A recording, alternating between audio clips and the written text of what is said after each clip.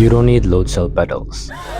That's what I wish someone told me before I spent hundreds on sim racing gear. But here's the thing, whether you need them depends entirely on why you sim race. I'm not here to set lap records in F1 or compete in rally championships. I sim race to drift and feel what it's like to throw an AE86 through a toge pass without the whole falling off a cliff or tree hugging consequences. So, why did I buy a 200 kilogram load cell pedal and do I regret it?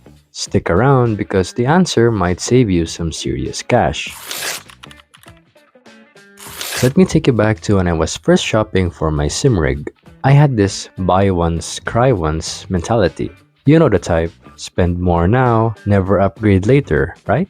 I searched sim racing pedals on AliExpress, saw load cell everywhere, and kept hearing they were better. So I bought them. A full 200 kilogram load cell pedal set.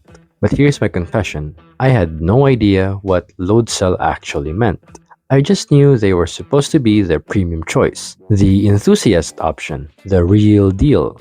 Fast forward to today, and I'm here to tell you that these pedals feel nothing like my daily driver, not even close. I don't even think a brake pedal of an AE86 is this hard. Let me break this down in simple terms, because I wish someone had explained this to me. Normal car brakes, the ones in your daily driver, your friend's SUV, that taxi you took last week, they work on distance. You press the pedal, it travels down several centimeters, and the further you push, the more you brake.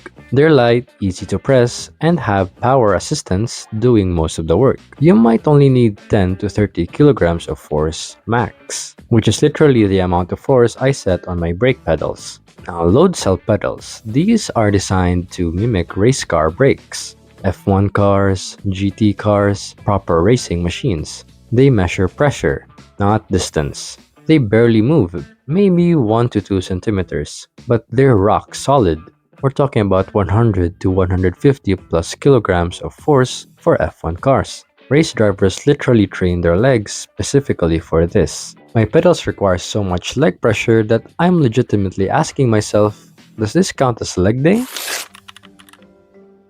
Here's where it gets interesting. For racing games and competitive sim racing, load cells are genuinely better. They're more consistent, more precise, and they teach you threshold braking, that perfect point just before the wheels lock up. On paper, just looking at the specs and numbers, I should be way more consistent with my braking than cheaper potentiometer pedals. You know, the distance-based pedals that mimic regular cars. In practice, I'm still getting there. Because here's what I learned. If your goal is to become a better road car driver, to learn how to drift your car, to understand the weight transfer in normal vehicles, you want pedals that feel like normal cars. Load cells will make you fast in the sim, but they won't prepare your muscle memory for your actual street car, where the brake pedal feels like a soft cushion compared to these leg presses. Think about it this way. Race cars have stiff pedals because drivers need surgical precision at 300 kilometers per hour. They can't have pedals bouncing over tumble strips. Every millimeter of brake bias matters, and they're already wearing fireproof suits in 50 degrees Celsius cockpits. What's a little leg workout? Road cars have soft pedals because your grandma needs to drive it. You're stopping smoothly at traffic lights, not threshold braking into turn 1. Comfort matters for hours of driving, and everyone should be able to make an emergency stop. For me, I wanted to drift and drive on toge roads. That's street car territory. Light pedals, power brakes, finesse over force.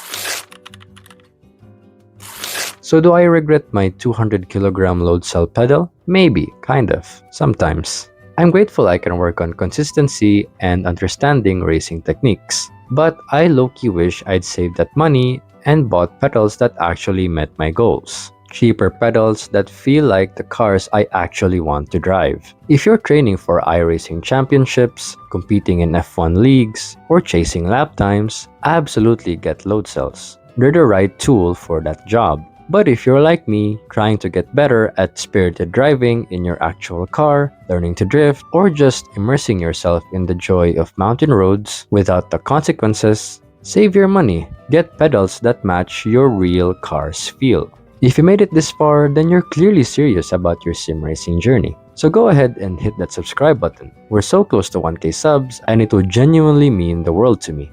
Thanks for watching, and I'll see you down in the comments. Let me know what pedals you're running and whether you think I made the right call. Up next, I've got a video covering what I really regretted when shopping for sim racing gear, because the pedals weren't the only mistake I made.